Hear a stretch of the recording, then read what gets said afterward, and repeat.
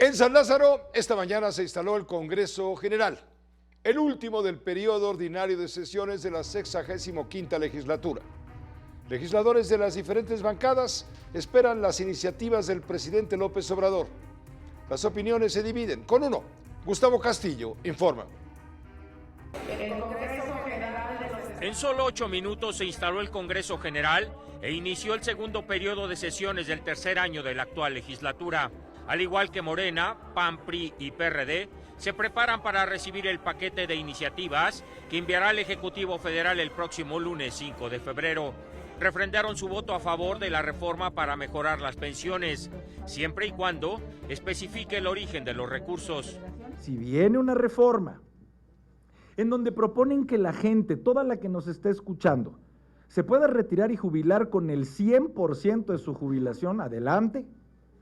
¿Dónde firmamos? Lo único que venimos preguntando y lo seguiremos haciendo es ¿de dónde este gobierno pretende sacar esas cantidades? Todo lo que beneficie a las y los ciudadanos de manera responsable, comprometida, dónde están los recursos, cómo se va a hacer y que sea en beneficio, las vamos a apoyar. El líder nacional del PRD, Jesús Zambrano, dio su opinión tras ser invitado por la bancada del Sol Azteca a dar conferencia de prensa. Estamos en favor de que mejore el ingreso y la calidad de vida de las y los trabajadores de nuestro país y que todo lo que tiene que ver con pensiones. El bloque opositor confirmó su rechazo a iniciativas que busquen desaparecer órganos autónomos. No vamos a apoyar las que destruyan la democracia mexicana. La desaparición de los órganos constitucionales autónomos son intransitables para el PRD. Tampoco avalarán reformas que menoscaben al Poder Judicial.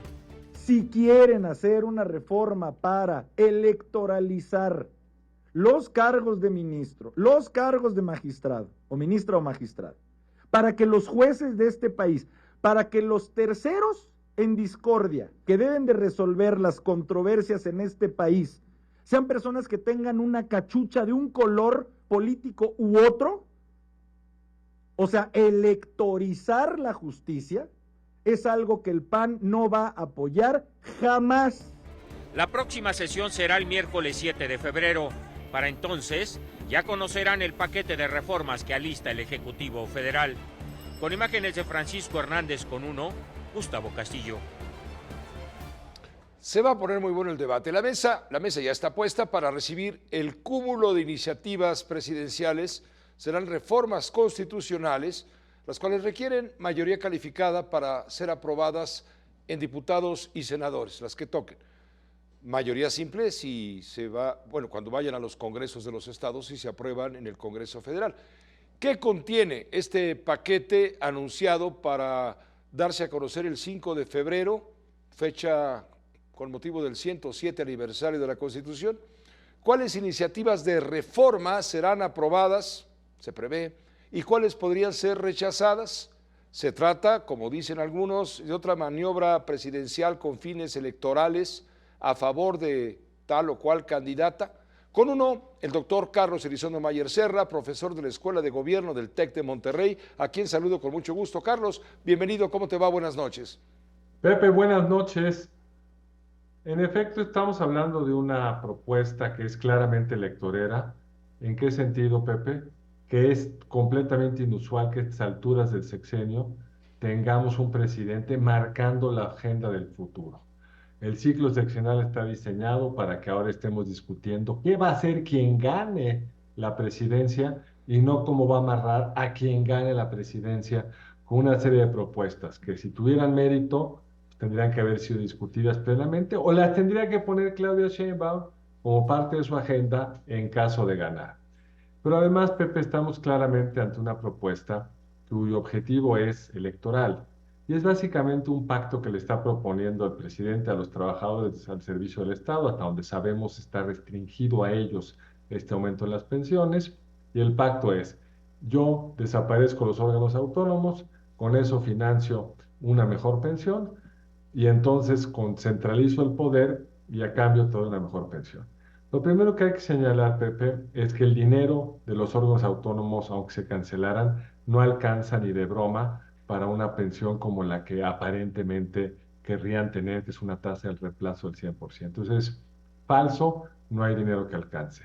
Segundo, estos órganos son los que permiten los contrapesos, los que nos permiten saber cada vez menos, porque el gobierno es muy opaco, pero que nos deben de permitir saber cómo se gasta, evitar las corrupciones, la mala asignación del gasto, etcétera.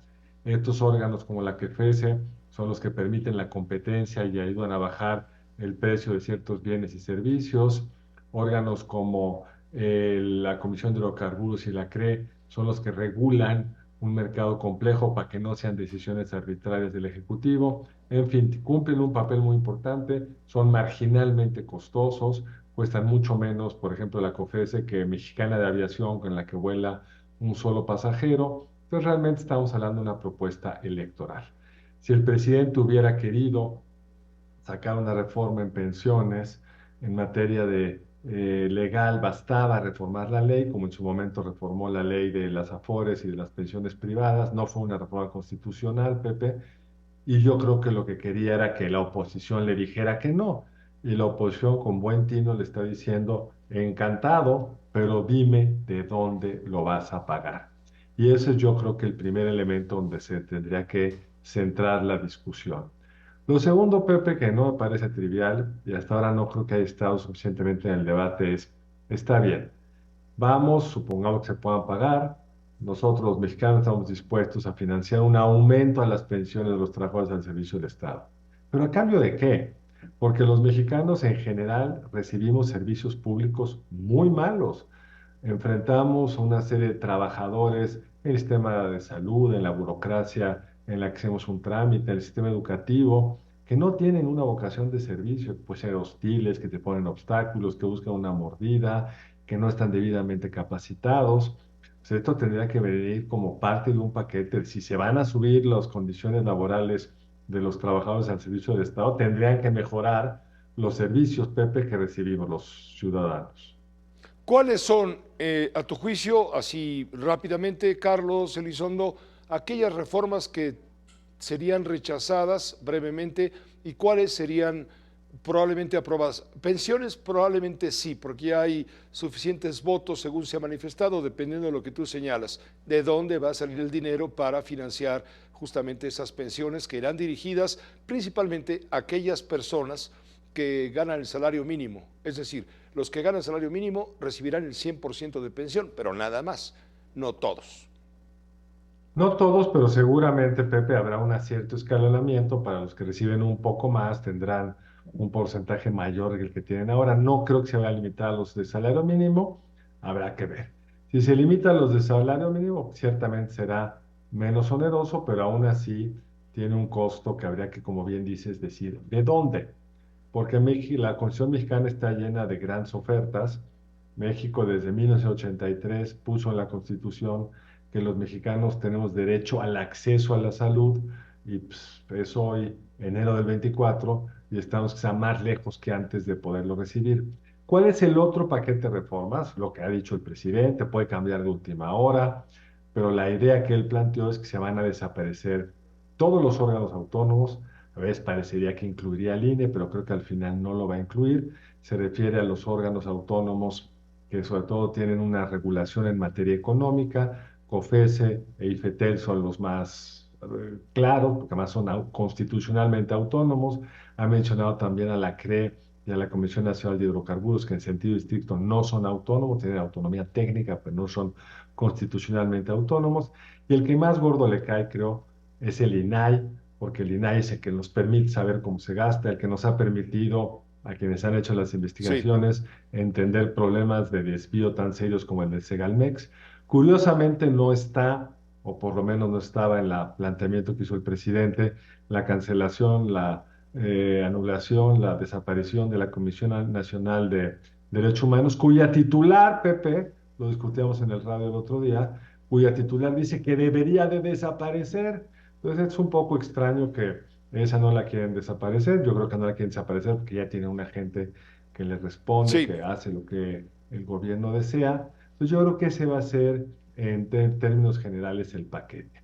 Insisto, un presidente en la historia de México, los presidentes, a meses antes de la elección, no hacen reformas mucho menos reformas constitucionales, mucho menos abren como todo un frente nuevo, porque el ciclo seccional, el proceso electoral es para que los mexicanos escojan propuestas, y si esta fuera la agenda de la candidata de Morena, que la ponga explícita, y si ganan los votos, que la implemente a partir del 1 de octubre, cuando asumiría el futuro presidente de México. O presidenta. Gracias, gracias Carlos Elizondo. Como siempre, buenas noches. Buenas noches, Pepe. Que te vaya muy bien.